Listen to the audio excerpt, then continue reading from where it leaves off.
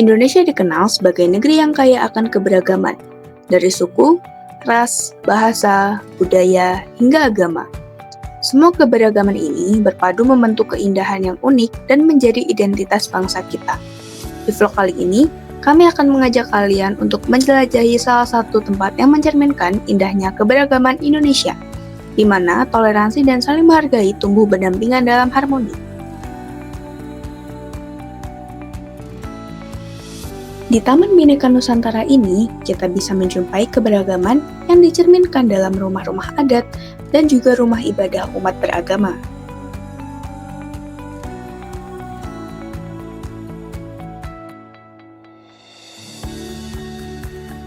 Halo semuanya. Kali ini kita lagi berada di Taman Bhinneka Nusantara. Dan di sini kita akan menjelaskan apa aja sih yang ada di Taman Bhinneka Nusantara ini. Yuk, ikutin kita yuk. Halo teman-teman, kali ini aku mau ngajak kalian untuk belajar dan keliling di rumah dari berbagai agama di negara Indonesia. Nah, negara kita kan terkenal banget nih sama semboyan Bhinneka Tunggal Ika, yang dimana artinya berbeda-beda tetapi tetap satu jua. Nah, nanti kita akan perkenalkan berbagai macam-macam agama di Indonesia yang unik banget tempat ibadahnya. Apa? Yuk kita mulai. Halo semuanya, kali ini kita berada di rumah agama yang pertama. Yang pertama adalah Pustaka Lintas Agama, rumah agama Kristen atau Christianity. Rumah ibadah umat Kristen Protestan juga disebut sebagai gereja, namun ibadahnya disebut sebagai kebaktian dan dipimpin oleh pendeta. Di gereja Protestan biasanya tidak ada patung dan fokusnya lebih pada pembacaan Alkitab, pujian, dan khotbah. Nah, selanjutnya di sini ada gereja Katolik, di mana gereja Katolik ini lebih berfokus pada altar, patung Yesus, Bunda Maria, serta salib sebagai simbol utamanya. Nah, umat Katolik beribadah dengan mengikuti misa, yaitu perayaan Ekaristis yang dipimpin oleh seorang pastor. Nah, sekarang ada agama Hindu atau disebut Hinduisme. Jadi, umat Hindu itu beribadah di pura di sini. Dan pura itu punya arsitektur yang khas dengan gapura tinggi, pelataran terbuka, dan tempat sesaji. Pura bukan hanya satu bangunan, tapi kompleks dengan beberapa bagian seperti mandala utama, tempat umat sembahyang kepada dewa. Di Bali kita bisa menemukan pura hampir di setiap desa. Keren banget ya! Nah, teman-teman, kali ini aku berada di depan rumah ibadah agama Buddha atau yang biasa disebut vihara.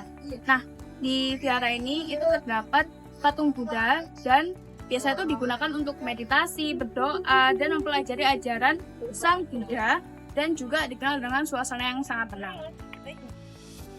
Nah, selanjutnya ada tempat ibadah umat muslim, yakni umat terbesar di Indonesia, yakni ada masjid atau musola. Nah, masjid atau musola ini digunakan umat muslim tidak hanya untuk sholat, tapi untuk mengaji, iktikaf, dan sebagainya, dan memiliki ciri khas, yakni ada kubahnya, ada logo bulan bintang, dan sebagainya.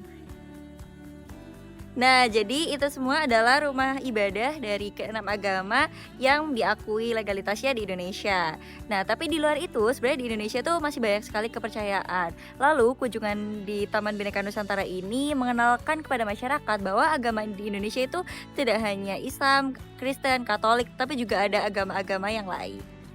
Kami juga melakukan wawancara kepada salah satu pengunjung mengenai toleransi di kalangan anak muda. Oke, nah kita akan melakukan wawancara dengan Ibu Dewi. Bu Dewi. Baik, Bu Dewi. Saya mau nanya nih Bu, menurut Ibu kan di sini ada beberapa bentuk dari tempat agama. Nah, itu apakah berdampak positif Bu menurut Ibu? Menurut saya sangat berdampak positif ya, karena kita ini kan terdiri dari banyak agama ya, jadi kita keluar jadinya menunjukkan apa ya, ini eksistensi kita saling bertoleransi aja sih kalau aku ya, jadi intinya kita bisa berdampingan selama kita bisa hidup rukun gitu. Dan kedua nih Bu, sekaligus terakhir, menurut Bu apa sih yang harus dilakukan generasi muda agar mempertahankan keenam agama tetap toleransi?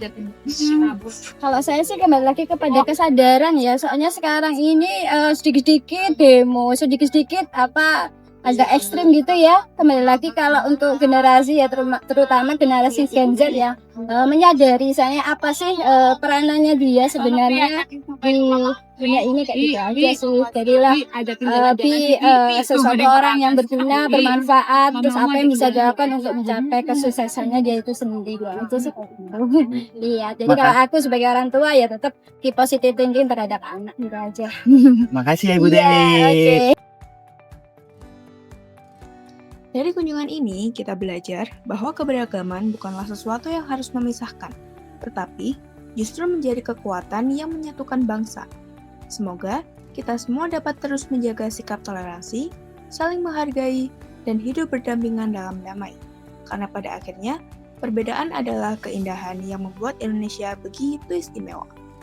Terima kasih sudah menonton, sampai jumpa di vlog berikutnya. Salam toleransi!